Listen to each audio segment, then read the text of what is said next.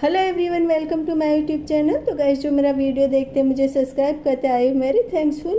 तो बड़े बड़े महलों और बड़ी गाड़ियों में घूमने वाले लोगों को देख करके हम सभी यही सोचते हैं कि ये सब तो इनके अच्छे भाग्य की वजह से मिला है और हमारी तो किस्मत ही ख़राब है। कितना मेहनत करने के बाद भी हमको कुछ नहीं मिलता है।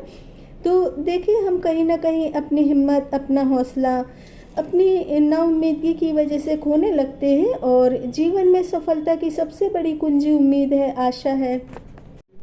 तो सिर्फ इसको ही मजबूती से पकड़ करके रखना चाहिए, क्योंकि हम उम्मीद से बन करके, मेहनत करके, संघर्ष करके अपनी मंजिल तक पहुंच सकते हैं।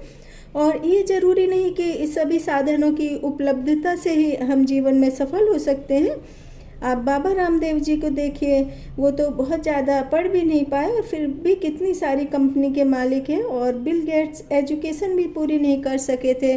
तो वहीं दूसरी तरफ साउथ के सुपरस्टार रजनीकांत बस कंडक्टर थे। और इसी तरह से नंबर 1 के सफल उद्योगपति मुकेश अंबानी जी के पिता स्वर्गीय धीरू भाई अंबानी जी थे। तो धीरू भाई अंबानी सिर्फ 10वीं तक ही शिक्षा ग्रहण कर पाए थे, क्योंकि उनके घर की आर्थिक स्थिति ठीक नहीं थी, इसलिए वो आगे की पढ़ाई नहीं कर सके थे। और इनका जन्म 28 दिसंबर 1932 को हुआ था। और एक इंटरव्यू के दौरान धीरू भाई अंबानी जी ने बताया कि वे चाय कॉफ़ी के लिए हर रोज़ एक नए पड़ोसी के घर का चयन करते थे। कई बार पड़ोसी चाय न पिलाने का कोई ना कोई बहाना कर देते थे और धीरू भाई जी के पास इतने पैसे नहीं होते थे कि वो एक समय का भरपेट भोजन कर सकें। तो वो इमली के बीज को भून करके खाते थे, क्योंकि इमली के बीज को भून करके खाने से भूख कम लगती है और सारा दिन एनर्जी भी आती है। और इस तरह की आर्थिक स्थिति से जूझते हुए इतने बड़े एम्पायर के मालिक रिलायंस उद्योग की स्थापना महज एक कल्पना की तरह लगती है। और उनका पूरा नाम धीरज लाल हीरा लाल अंबानी है। उन्होंने रिलायंस उद्योग की स्थापना अपने चचेरे भाई के साथ मुंबई में की थी। तो ज़रा सोचिए, सफल उद्योगपति बनने के लिए शिक्षा के ज्ञान की कितनी ज़्यादा आवश्यकता होती है। और उन्होंने तो इतनी ज़्यादा पढ़ाई भी नहीं की थी और फिर भी एकदम अपने उद्योग को इतना ज़्यादा आगे बढ़ा लिया कि वो विश्व में नंबर 1 की प्रतिस्पर्धा में आ गए।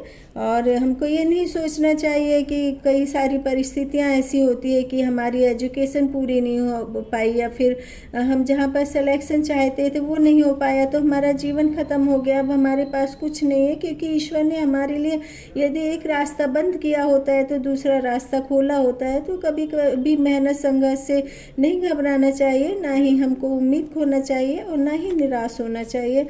और इनका जन्म जूनागढ़ में हुआ था और कहा जाता है कि धीरू भाई अंबानी ने अपना व्यवसाय गिरनार की पहाड़ियों पर तीर्थयात्रियों को पकौड़ों बेच करके किया था। और 16 वर्ष की उम्र में धीरू भाई अंबानी यमन चले गए थे। वहाँ पर उन्होंने पहली नौकरी एक पेट्रोल पंप के सहायक के रूप में की थी और उस वक्त उनकी तनख्वाह मात्र 300 रुपये थी।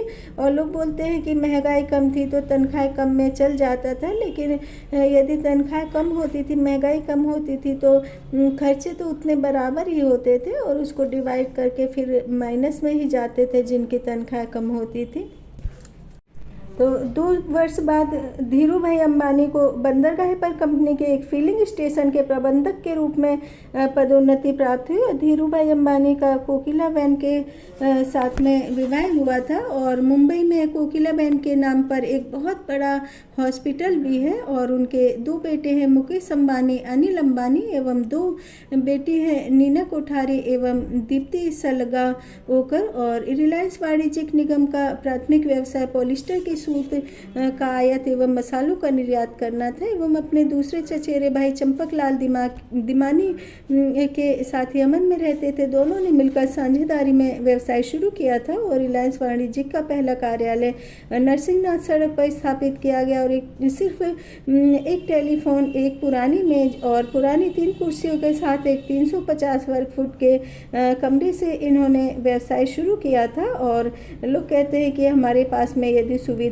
होंगी तभी हम अपना कोई काम शुरू करेंगे, तभी हमारा जीवन अच्छा कटेगा। तो इस तरह से सपने देखने की बजाय हम जो कुछ भी आगे यदि बढ़ेंगे तो कुछ काम को करके ही बढ़ेंगे। और 1965 में चंपकलाल दिमानी के साथ धीरू भाई अंबानी की साझेदारी समाप्त हो गई। धीरू भाई अंबानी व्यवसाय में किसी भी प्रकार का जोखिम उठाने से नहीं डरते थे, जबकि उनके जो भाई थे वो किसी भी तरह का जोखिम नहीं उठा सकते थे और उनको बिजनेस में घाटे का हमेशा डर बना रहता था। इसलिए दोनों भाई बिजनेस से अलग हो गए और इन्होंने अपना एक सेपरेट बिजनेस शुरू किया।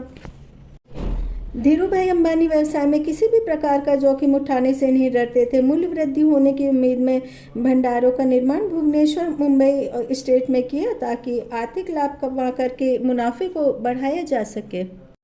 1960 तक धीरू भाई अंबानी की कुल प्रॉपर्टी मात्र 10 लाख रुपए थी और धीरू भाई अंबानी को लगा कि वस्त्र व्यवसाय में अच्छा मुनाफा होगा। तब उन्होंने अहमदाबाद नरोड़ा में कपड़ा मिल की स्थापना की और पॉलिस्टर के रेशो सूतों का इस्तेमाल करके वस्त्रों की नई किस्म एवं उत्तम क्वालिटी का निर्माण किया, क्योंकि पॉलिस्टर के कपड़े से बने वस्त्र मुलायम हल्के होते हैं और हल्की फुल्की प्रेस करके ही हम ऐसे कपड़ों को पहन करके कहीं भी जा सकते हैं।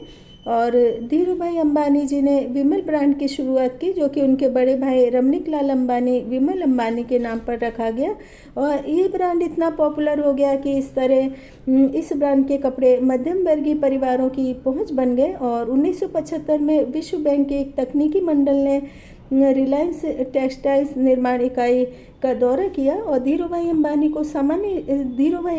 के सामान्य शेयर को भारत में आरंभ करने का श्रेय दिया जाता है। और भारत देश के विभिन्न प्रांतों में 58,000 से भी ज़्यादा निवेशकों ने 1977 में रिलायंस के IPO की सदस्यता ग्रहण की और धीरू भाई अंबानी जी ने गुजरात के ग्रामीण लोगों को समझाया कि यदि उनकी कंपनी में आप निवेश करेंगे तो इससे आपको लाभ प्राप्त होगा। और 1980 तक अंबानी जी की कुल प्रॉपर्टी 1 मिलियन हो गई थी। और कहते हैं ना कि एक इंसान संघर्ष से मेहनत से कितना भी पैसा कमा ले फिर भी उन पैसों का सुख नहीं भोग सकता है।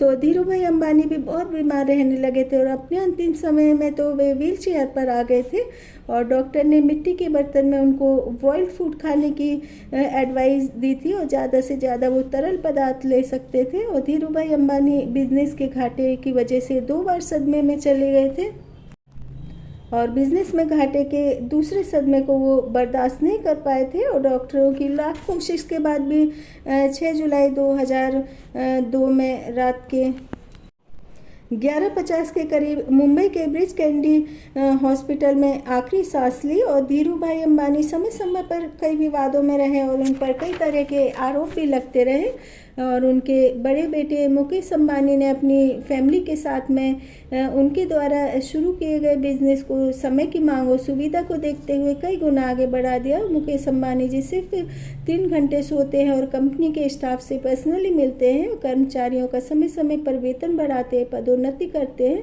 और मेडिकल सुविधाएं भी प्रदान करते हैं। तो इसी तरह की जानकारी प्राप्त करने के लिए मेरे ऑडियो को लाइक करें और सब्सक्राइब करें।